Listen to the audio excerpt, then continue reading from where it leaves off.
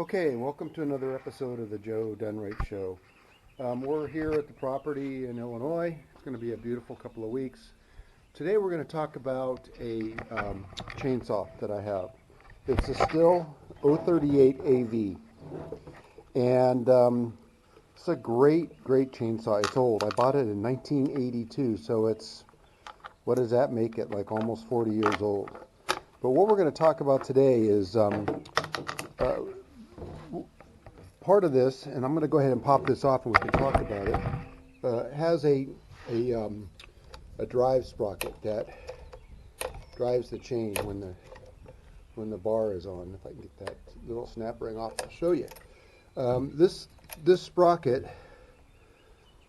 is, the issue with it is they don't make them anymore. You can try to find new old stock, and I've been able to find a couple of them, but what happens is they wear out. The chain drives it and it wears out, and you probably get two or three chains out of it. And then what happens, eventually it gets so grooved that you have to buy a new one.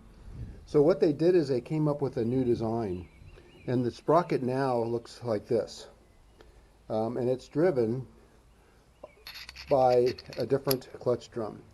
So what we're going to do today is I did a little research. Don't know if this is going to work or not, but we're going to find out. So what we're going to do is we're going to take this apart and we're going to replace the clutch drum and the oil gear, and we're going to see if we can use the new sprocket. These sprockets are pretty cheap. I think they're like $7 now. This old sprocket, if you could find them, I think I saw one on eBay for $40. Matter of fact, I have one brand new one. And if this works, I'm going to put it on eBay for $40. And that'll cover the cost of everything that I've purchased. So I bought all this. This is all Stihl quality brand. It's all Stihl branded. It's actually, they do make, the Chinese made a knockoff of this. It's really cheap. But you know, I'm beginning to learn, or I have learned, that you get what you pay for.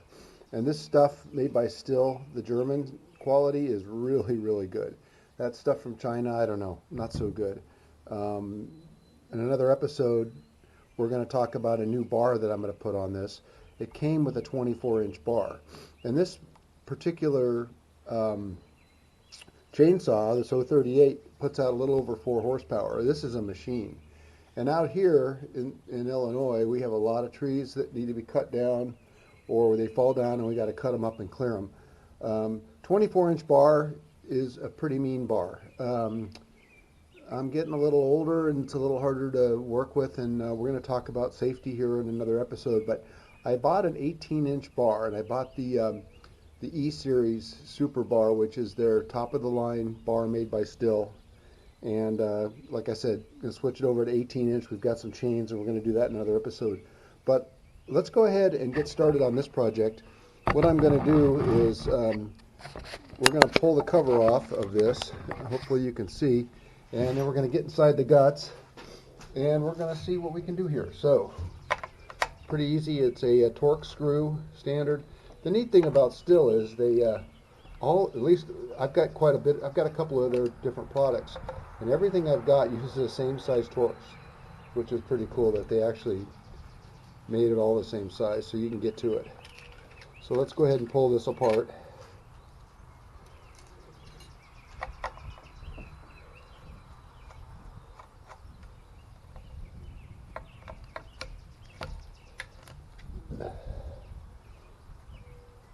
So I don't know if this will actually work. I called one of the chainsaw shops, and he wasn't sure either, but he was anxious to find out what I found out. So I bought this, and I'm going to post the part numbers in the title, but you need basically, well, we'll walk through everything you need once I get it apart here.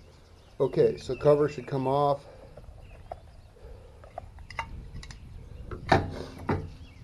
So what's going on here is you've got, this is, now let me make sure you can see this okay. Yeah, that's good, you can see. So this is the oiler that oils the bar, and the way you get it out is you back it this way, and it should pop right out. You don't have to actually take the oiler out, you just take the drive gear out. And come on, that should just come right out of here.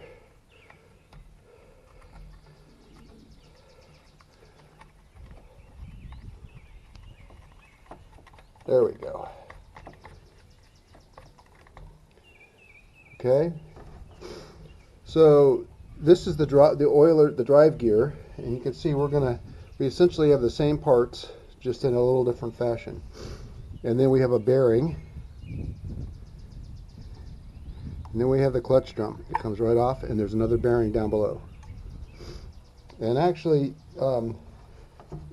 this is in amazing shape for being as old as it is. And I've used it quite a bit up here. Back in the 80s and in the 90s, I used it a couple of times. But, okay, so what are we going to do here? We're going to see, let's just compare these parts.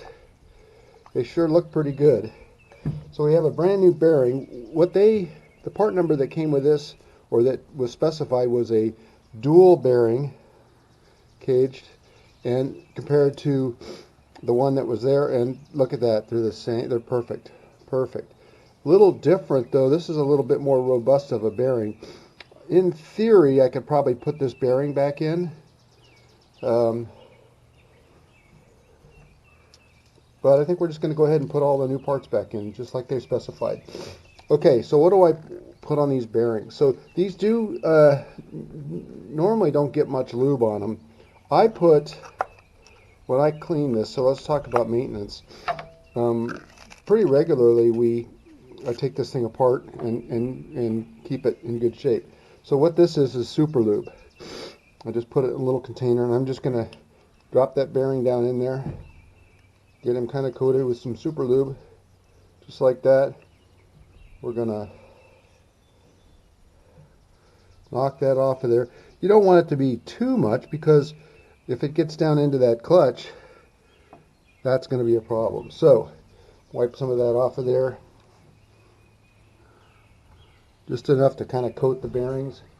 I'm going to slide this on. Look at that. Wow, that is slick. So it's looking pretty good so far.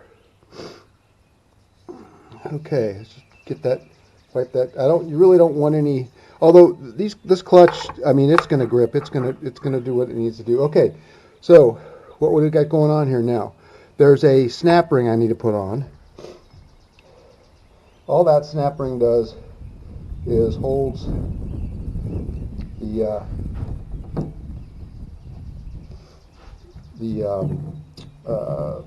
oiler gear on. And of course I don't have my snap ring pliers with me, but we'll get it on here. Just bear with me for a second. There we go.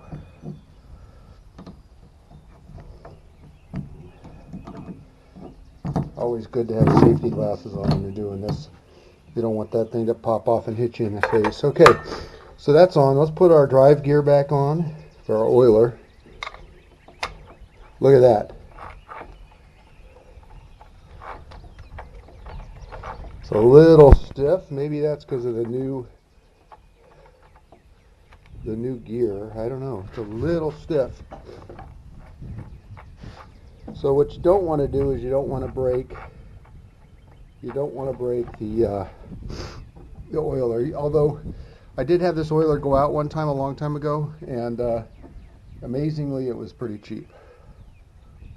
Alright, so let's drop the cover back on, see if that's going to fit up.